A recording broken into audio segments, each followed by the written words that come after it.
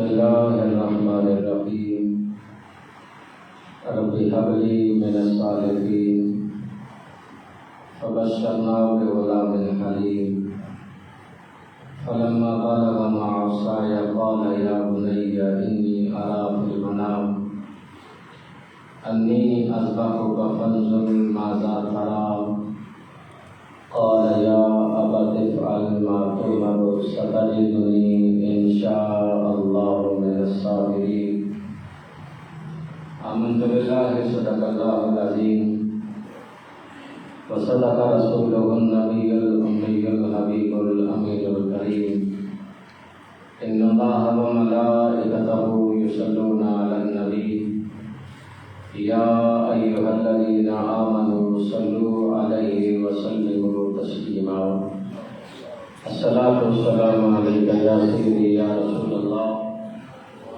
وعلى آلك وأصحابك يا حبيب الله الصلاة والسلام عليك يا سيدي يا رسول الله وعلى آلك وأصحابك يا رحمة للعالمين بعد حمد و ثنا نبی پاک صلی اللہ تعالی علیہ وسلم کی بارگاہ اقدس کے اندر ہدیہ عقیدت پیش کرنے کے بعد اللہ تعالیٰ کا بے حد احسان اور کرم ہے کہ جس نے صحت تندرستی والی زندگی دی اور پھر اپنی بندگی کی توفیق عطا فرمائی۔ دعا ہے اللہ تعالیٰ ہماری اس حاضری کو قبول فرمائے۔ اس مختصر وقت میں دو باتیں عرض کروں گا۔ اللہ تعالیٰ نے سورہ مائدہ کے اندر ارشاد فرمایا وَاتْلُ عَلَيْهِمْ نَبَأَ ابْنَيْ آدَمَ بِالْحَقِّ إِذْ قَرَّبَا قُرْبَانًا فَتُقُبِّلَ مِنْ أَحَدِهِمَا وَلَمْ يُتَقَبَّلْ مِنَ الْآخَرِ۔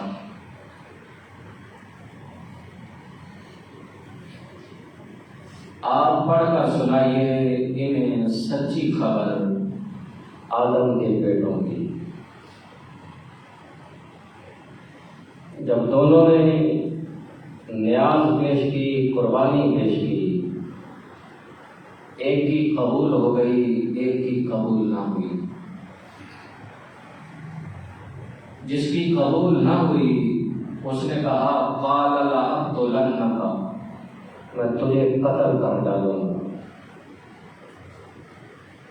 دوسرے نے کہا کہ اس میں میرا قصور کیا ہے؟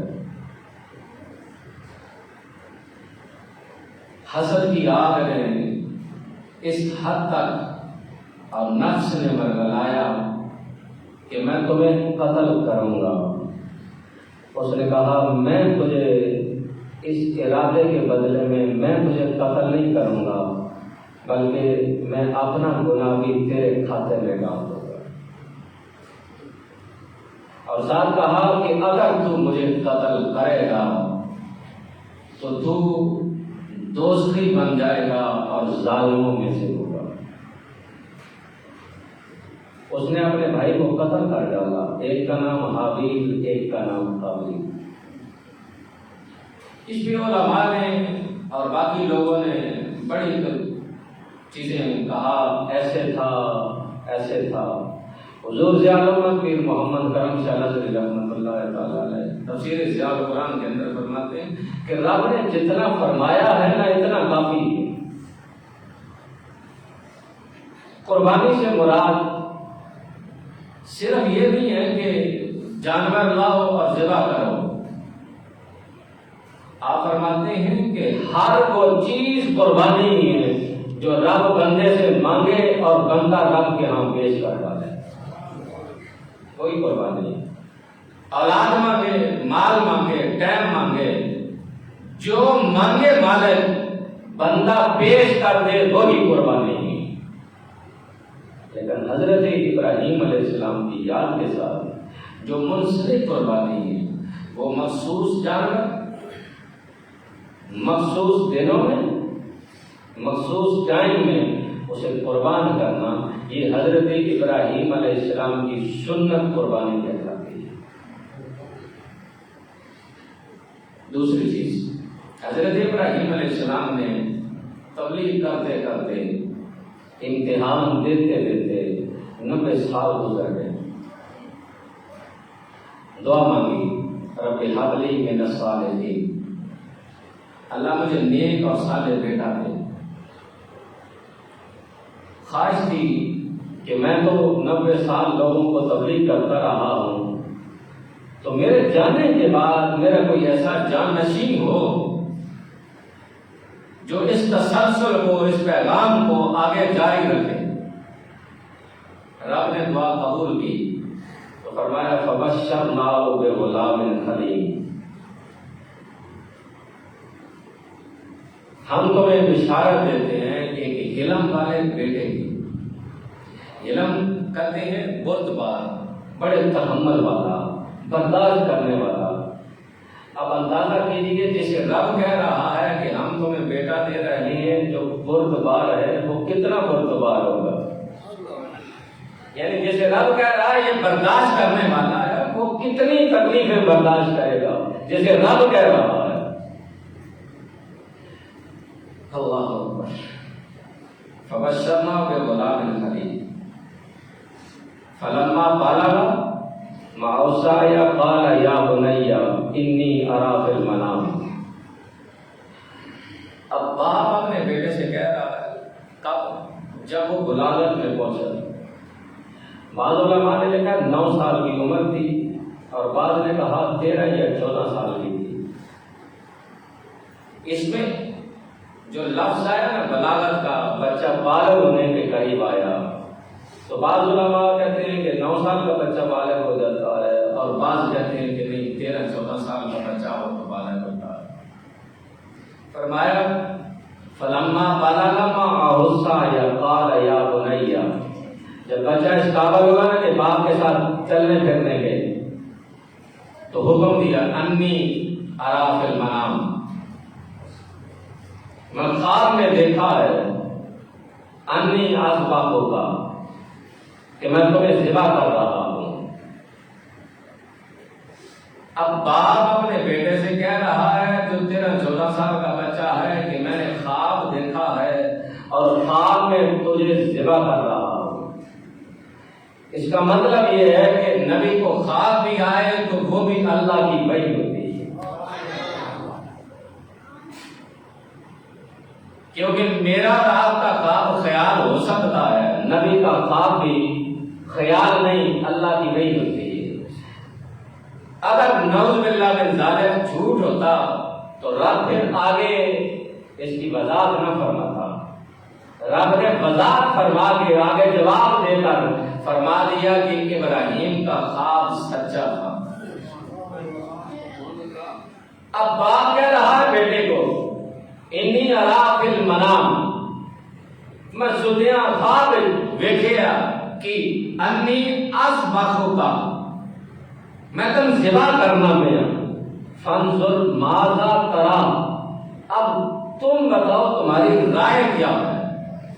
اللہ 13-14 سال کا بچہ تو کمال کا جواب۔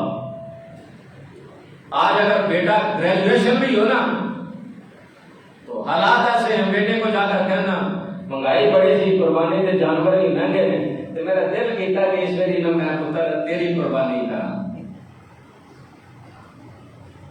پتر کو جواب کی دے گا پر راتی تے تو ٹھیک سوتا سے لگتا ہوں تھوڑے نا دماغ دی کوئی نس جڑا گڑبڑ ہو گئی ہے، قربانی بعد میں کریں گے، پہلے آؤ نا تھوڑا چیک اپ کروائیے کہ معاملہ بنیا بھی ہے۔ لیکن اسماعیل علیہ السلام کا جواب سنیے۔ لوگ کہتے ہیں نبی اور ہم برابر، باپ نے کہا انی اری فی المنام، میں خواب دیکھیا، ستیا دیکھیا، انی اذبحک، میں ذبح کرنا پیا، فانظر ماذا تری، ہن دس تیری کی رائے، جواب سنو۔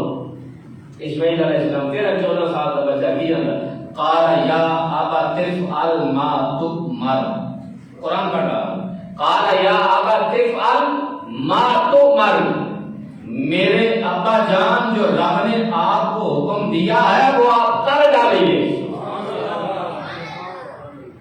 جو اللہ نے آپ کو حکم دیا نا آپ کیجئے۔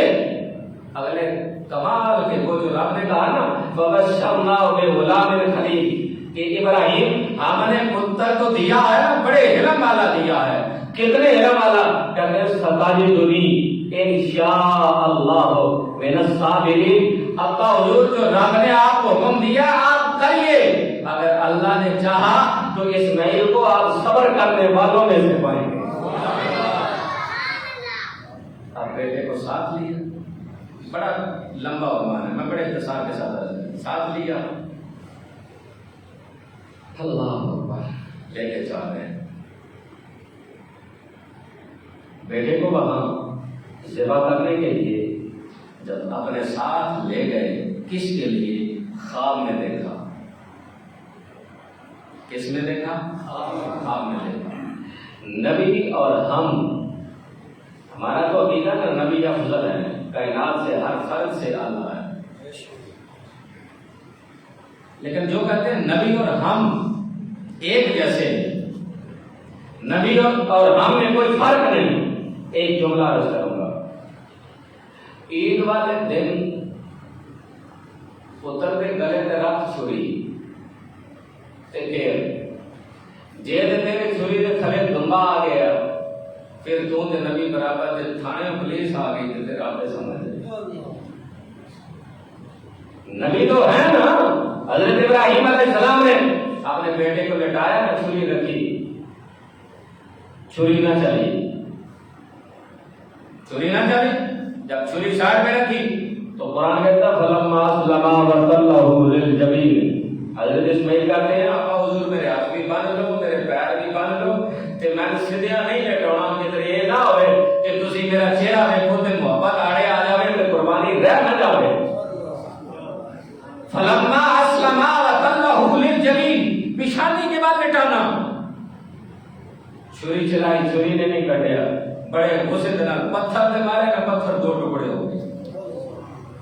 جلال کے اندر آ گئے، چھری کے اندر پتھر کاٹ رہی ہے، گلا نہیں کاٹ رہی۔ جب جلال میں آیا کہا میں دیکھتا ہوں تو کیسے نہیں کاٹ رہی۔ ادھر رب نے فرمایا جبرائیل یا رب جبریل، فرمایا میرا خلیل جلال میں جا کے جلدی کرنا، جنت جو دمبا لے جا تے ابراہیم دی چھری دے تھلے دمبا رکھ اسماعیل نوں کٹ دے۔ سبحان اللہ، نعرہ تکبیر، نعرہ رسالت، نعرہ حیدری۔ یہ نبی دی شان ہے کہ نبی چھری رکھے تے رب جنت جو دمبا بھیج دیندا ہے۔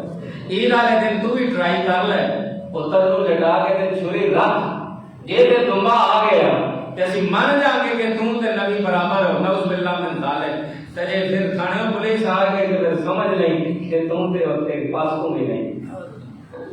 نبی پاک صلی اللہ تعالی علیہ وسلم جب معراج میں تشریف لے گئے، واپس آئے، حضرت ابراہیم علیہ السلام نے خواہش کی، حضور ضیاء محمد کہتے ہیں کہ اللہ نے حضرت ابراہیم سے فرمایا اے میرے خلیل، جہاں میرے یار کے قدم لگے ہیں نا وہاں جانا تو بڑی دور کی بات ہے، وہاں کسی کی سوچ بھی نہیں پہنچ سکتی۔ اگر نبی کا اتنا ہونا، جب چھری کو سختی کے ساتھ پکڑا نا تو چھری بھی ڈر گئی، چھری نے کہا مالک دینا زبان، میں تیرے خلیل سے بات کروں۔ رب نے زبان دی، چھری بولی، کہا اے اللہ کے خلیل، مجھے آپ یہ کہہ رہے ہیں کہ میں کیوں نہیں کاٹ رہی؟ ہاں سنو، اس لیے نہیں کاٹ رہی، آپ نے مجھے 3 مرتبہ حکم دیا کہ کاٹو، آپ کے رب نے مجھے 70 بار منع کیا کہ ایک بال بھی نہیں کٹنا چاہیے، اگر بال کٹے گا تو جہنم میں سڑے گی۔ اب آپ بتائیے کہ آپ کی بات مانوں یا آپ کے رب کی مانوں؟ حضرت ابراہیم علیہ السلام جب آنکھوں میں پٹی بندھی ہوئی تھی، پٹی کھولی کیونکہ چھری جو چل چکی تھی، تو کہتے ہیں اللہ اکبر، اللہ اکبر، پٹی کھولی، سامنے جبرائیل کھلوتا ہے، کہتے ہیں لا الہ الا اللہ واللہ اکبر، ساتھ حضرت اسماعیل کھڑے کہتے ہیں وللہ الحمد.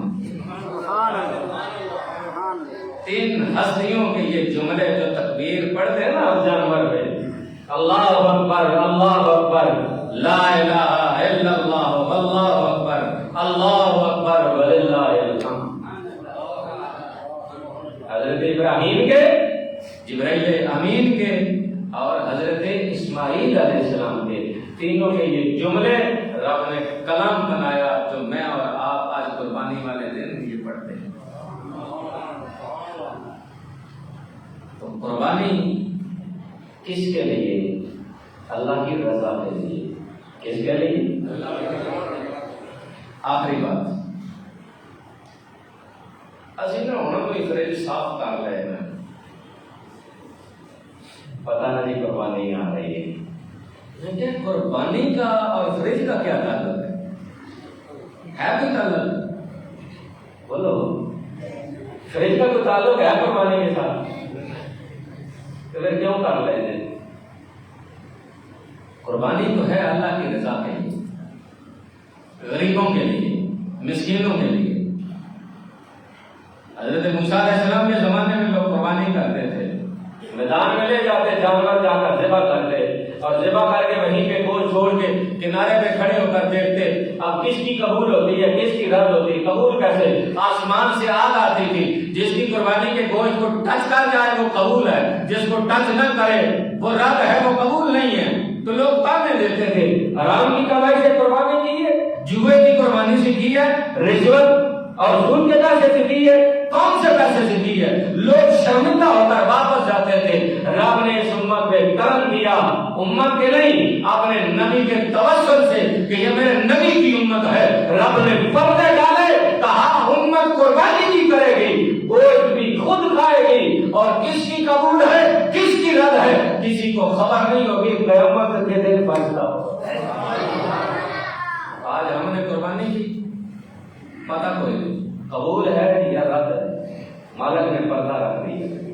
اور پھر یہ بھی نہیں کہا کہ بنی اسرائیل کی طرح آپ گوشت وہاں پہ رکھو، نہیں، رب نے کہا گوشت بھی کھاؤ. رب نے کہا گوشت بھی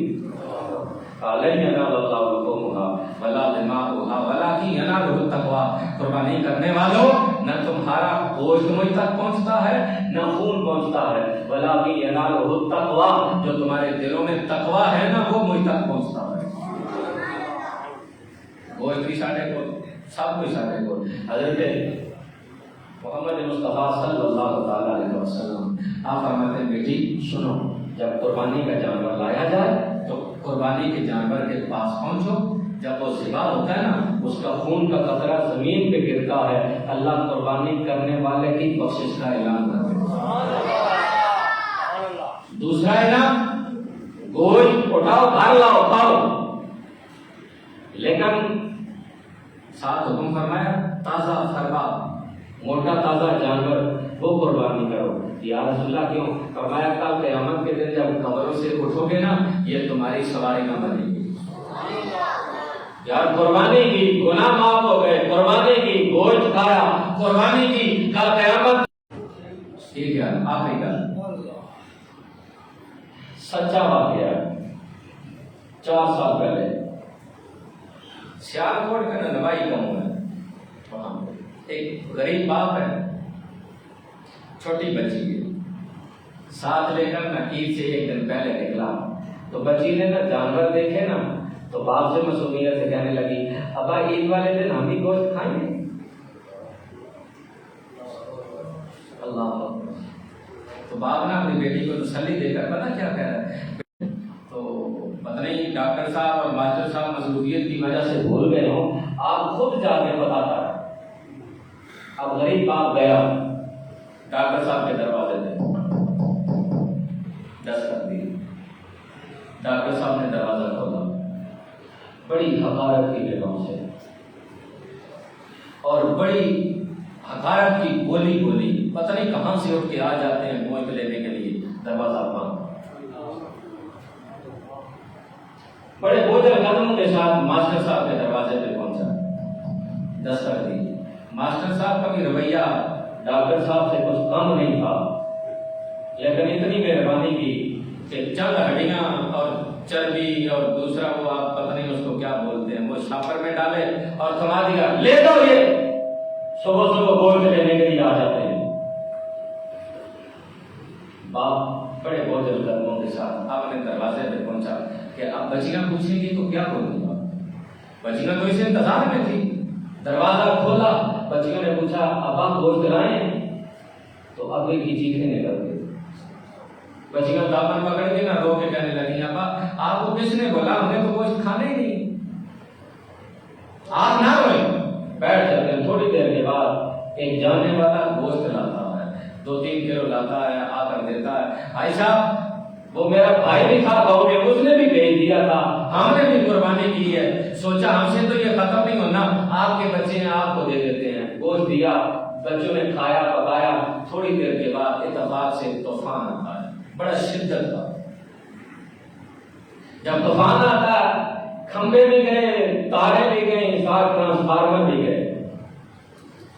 آپ سوچ رہے ہوں گے نا کہ اتنا طوفان ہم نے نہیں دیکھا، میں نے دیکھا 2014 میں یہ ایڈمرالا کے ساتھ گاؤں میں وہاں طوفان آیا۔ اتنا طوفان آیا کہ لوگوں کے چھت لنگر والے سارے اڑ کے سروس موڑ پہ جا کے گرے، لوگوں کی ٹریکٹر ٹرالیاں یوں اڑ گئے، درختوں پہ لٹکی ہوئی تھی جیسے چھاپڑ ہو گئے۔ جاؤ جانا آج بھی جا کر ان سے سوال کرو، وہ بتائیں گے کہ ہاں طوفان آیا تھا۔ طوفان آتے ہیں جب ہمارے عمل بگڑ جاتے ہیں نا تو میرے طرح بھی طوفان آتے ہیں۔ اب کیا ہوا؟ طوفان آیا، 2 دن بجلی بند رہی۔ کتنے؟ 2 دن۔ آخری جملے بڑی توجہ طلب۔ 2 دن بجلی بند رہی۔ 2 دن کے بعد وہ غریب باپ اور بچی کو ساتھ لیا، باہر نکلے۔ جب باہر نکلے نا تو ڈاکٹر صاحب بھی گوشت اٹھا کے باہر پھینک رہے ہیں، ماسٹر صاحب بھی گوشت اٹھا کر باہر پھینک رہے ہیں، اور کتے اس پہ جھپٹ رہے ہیں۔ پتا نا بچے تو غیر سیاسی ہوتے ہیں نا، بچے تو معصوم ہوتے ہیں، پتہ ہی کوئی نہیں ہوتا۔ ننھی بچی بڑی معصومیت کے ساتھ، بڑی توجہ طلب، دل پہ لکھنے والے ہیں۔ بچی پوچھتی ابا انہوں نے قربانی کتوں کے لیے کی تھی؟ پتہ نہیں میں سمجھا سکا ہوں یا نہیں کہ ابا نے قربانی کتے واسطے کی تھی؟ تو خدا را قربانی اللہ کی رضا کے لیے اور غریبوں کے لیے۔ سارا سال وہ مالک دیتا نہیں، کھاتے نہیں ہم، کبھی اس نے بھوکا سونے دیے؟ کیا سارا سال وہ گوشت نہیں دیتا، طرح طرح کی نعمتیں نہیں دیتا؟ اگر ایک دن آتا ہے کہ جن کے گھروں میں پورا سال گوشت نہیں پکتا، ان کے گھر میں بھیج دو تو ہم کو بھیج دیں گے ان کے گھر جنہوں نے پہلے قربانی کی ہوتی ہے۔ کیوں؟ ناراضگی ہے، باہر میں نہ جاتے رشتے دار جنہوں نے خود کی ہوئی ہے، پھر گوشت ان کے گھر میں بھیجیں، نہ بھیجیں تو ناراض ہوتے ہیں، تو ہمیں تو ان کے گھر میں بھیجو جن کے گھر میں پورا سال گوشت نہیں پکتا، قربانی ان کے لیے۔ تو اس لیے ایسا عمل عید والے دن نہ کرنا جس سے اللہ بھی ناراض ہو، اس کا رسول بھی ناراض ہو، اور رسول کی امت اور رب کی مخلوق ناراض ہو۔ اللہ تعالیٰ عمل کی توفیق عطا فرمائے۔ عید الاضحیٰ کی نماز انشاءاللہ رضا عزیز ٹھیک 8 بجے آپ کی اس مسجد میں پڑھی جائے گی۔ تو باقی دوست احباب جو کھال ہوتی ہے دینا چاہتے ہیں، وہ مسجد کے باہر نمبر لکھا ہوگا، یہ بوکل شریف ادارہ ہے اس کے لیے، تو آپ جو دیتے ہیں نا اس کو کساب کو، کسائی کو، کہ تو کی تھی 3,000 میں 5500 لے ڈال، کھال بھی لے جا، قربانی بھی ضائع، کھال بھی ضائع، کھال صدقہ کرنی ہوتی ہے۔ ہاں آپ کے لوائقین میں، محلے میں، رشتہ داری میں کوئی ضرورت مند ہے جو آپ سمجھتے ہیں کہ یہ ضرورت مند ہے، آپ اس کو دے سکتے ہیں۔ یہ نہیں کہ جس کو دل کیا اٹھا کے دے دیا، نہ جانے وہ آپ کے پیسے وہ کھلے لے کر بیچ کر مری شہر کر آئے، تو ایسا عمل نہیں کرنا۔ قربانی کی ہر چیز صدقہ کی جاتی ہے، تو اس لیے کل کو باہر نمبر لکھا ہوگا، بچے نے ان کا کیمپ لگا ہوا ہے یہ کچہری چوک میں، آپ اس پہ کال کریں گے، وہ آپ کے گھر سے اٹھا کے لے جائیں گے۔ اللہ تعالیٰ عمل کی توفیق